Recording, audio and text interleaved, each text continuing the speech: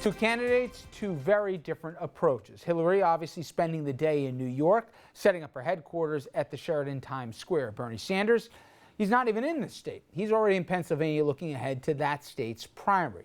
Fox One's Natalie Patterson, she is live at Hillary headquarters and she joins us now. Natalie? Hey there. Well, yeah, over the last couple of days, we've seen Hillary Clinton crisscross across New York State, holding rallies and, of course, campaigning right up until tonight's watch party, like you said, being held here at the Sheraton, New York in Times Square. Earlier today, supporters cheered for Clinton at the polling location near her home in Chappaqua. Clinton cast her vote at an elementary school along with her husband and former President Bill Clinton. Bernie Sanders made his last campaign stop in Times Square earlier today before heading off to Pennsylvania. The New York primary is crucial to Clinton's campaign, and historically she has fared well in the New York primary. Now, Clinton has racked up quite a few endorsements in the weeks leading up to today's primary. Healthcare workers, state and city teachers unions, as well as building workers unions have all pledged their support to the Clinton campaign. We're live outside the Sheraton. Natalie Patterson, FiOS 1 News. Thank you very much, Natalie. And as you'd expect, we'll be checking back in throughout the night with Natalie as well. All right, let's bring in our panel right now. As I mentioned, Dominic's in the field. We'll be talking to him shortly, but we got Mike Morey here. Mike's managing director at SKD Knickerbocker, and Andrew Whitman, our senior political correspondent. And we were talking a second ago, Mike, you were at an event yesterday with Christine Quinn, a former city council president, and Hillary Clinton was there. What has struck you in the last 2 weeks about storylines that went outside the typical narrative that you were like, I've been doing this for a while. I didn't see that one coming. Yeah, the last 2 weeks, New York has sort of reset the game in a substantial way. Not so much so because it's sort of, Bernie had this momentum and he's coming to New York, this is her home territory, but because the intensity by which the media has now drilled into the race is substantially different than they have before. The New York media is the most aggressive media corps in the country. And so a lot of sort of that superficial narrative about horse race sort of started to take a backseat to actually probing questions on people's policy positions or their rhetoric. Bernie in particular took a lot of heat, and I think his first week in New York, he stumbled greatly. The second week in New York, he decided, I've got to really take the gloves off and start punching hard. I think he realized that the numbers were pretty bad for him in New York. I think he realizes that at the end of tonight, the narrative will shift dramatically, and the numbers game will become ever more crystal clear to his campaign. So I think he was sort of taking a last-ditch effort to really knock her down as much as possible. The dangerous thing about that is there's no one inside the Bernie Sanders campaign right now that doesn't see the writing on the wall. That being said, he's got a boatload of cash on hand, a boatload of supporters. There's no reason for him to actually get out of the race. But what he's got to be much more careful about, and what his operation needs to be much more careful about, is knowing what the course of this primary contest, how it will end.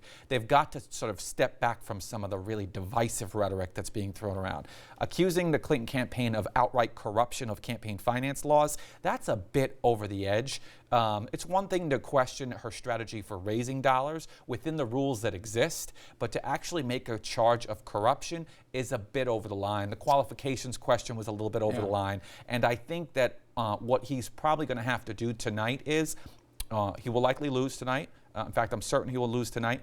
And then he's going to have to decide going forward, do I sort of keep the movement going but get back to... Well, it begs two questions, Mike. Usually at this point, when people have done the math and they see how the calendar is going to shake out, Pennsylvania also looks good for Hillary Clinton. You can go through a lot of the Mid-Atlantic and also New England states. By now, he should know what he wants. Do you have any sense that he knows what he wants? I think initially, I don't think Bernie ever expected to do so good.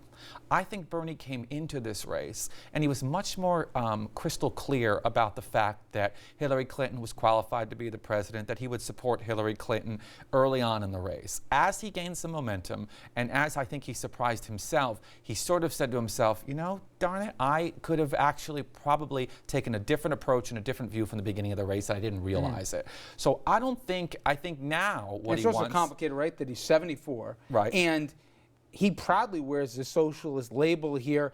and the traditional path to, okay, I'll position myself, maybe I'll get a cabinet post here and I'll be ready to run the next one. The math doesn't add up. No. In fact, look, I think that he is now, what he can get out of this is when this process wraps up, he gets to sort of supplant Elizabeth Warren in some respects as the great progressive hope in the Democratic Party, sort of the cause left leader in the United States of America. But I think that at this point, he is going to, after tonight, he's going to realize, I hope a little more deeply, that the path of the nomination is pretty much sewn up. That said, Andrew, we've seen crowds, 30,000, 20-something thousand in the South Bronx, and other events too, even this week, that heighten the divide, at least along age groups. I mean, I heard fascinating conversations where in certain African American households, mom and dad said, well, I'm voting for Hillary, and the kid goes, I'm voting for Sanders, and then they even look at the subject of the crime bill and the legacy of the crime bill, and there's even a debate on that. It's opened up, at least, I don't know if division's the right word, but interesting conversations about how people see politics, how they see policy, the politics of possibility versus the politics of practicality. I don't want to make too much of it, but it has been interesting, that dialogue. Well, absolutely, and I think that he has definitely pushed the Democratic Party further to the left. He certainly pushed Hillary Clinton further to the left, and that is something that the party is going to have to reconcile in the coming years. You and I were talking before the show. I think the next 6 to 10 years could be really fascinating for the Democratic Party. Will the progressive left turn into something equivalent to the Tea Party on the conservative right that actually sways elections, primaries, elected officials, and that sort of thing? How the party responds to that progressive left. But as for the big crowds that you're seeing, I would caution in that, because they really are deceiving. A couple of notes from the exit polls that I've seen: only 28% of Democrats in New York say they want the party to be more liberal. The rest either want to continue President Obama's policies or be less liberal than President Obama. And just a little explain to what Andrew's referencing. These exit polls are people that were coming out of the voting booths. They don't say who they voted for. We're going to wait till the polls close at 9 and then the returns will become available. But they did answer questions, which gives you an insight into what drove their decision here. So again, these are people who just came out of the booths and voted. I'm sorry. And I would hit you with this next one as a quiz, but I sort of gave you both the answers before. Seen as the more inspirational candidate among the two Democrats, you would think, I would have assumed it's got to be Bernie Sanders. Look at the size of his crowds. Look at the passion that his supporters has. It's Hillary Clinton. Now, it's a slight margin to Hillary Clinton, but Hillary is seen as the more inspirational Democratic candidate right now. So I think you get a little noise from the size of the crowds, like you've seen in Trump rallies too. In New Hampshire, Trump was filling an arena, but he didn't have nearly that percentage of the vote that you would think based on the size of the crowds. Mike, if anything, was there a little bit of a glass chin that was exposed to Clinton to a degree in the last couple of weeks, which is nobody thought she was going to have a 40-point margin when this was said and done, like polls showed a few months ago here. But she'd do cartwheels if she walks out of New York with a double-digit margin. And in fact, I'd take good money that probably won't happen. And a win's a win, I get you. But the failure to close, that she hasn't knocked this thing out already. We can say whatever we want. Bernie Sanders is a 74-year-old socialist from Vermont.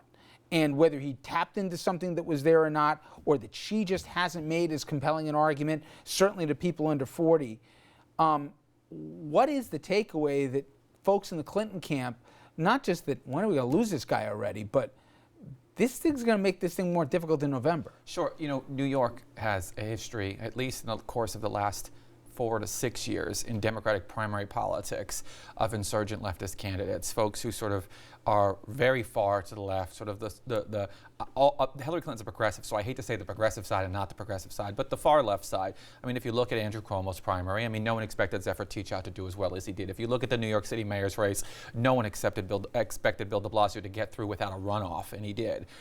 So it's not unexpected. And in fact, Hillary Clinton had a primary in her re-election for U.S. Senate. Jonathan Tasini ran again, didn't do nearly as well as any of the others did, but nonetheless, The fact of the matter is, New York has a history of progressive candidates running against so-called establishment Democrats. Look, I think tonight she'll walk away from this thing. My guess is somewhere between a 9 to 11 point lead.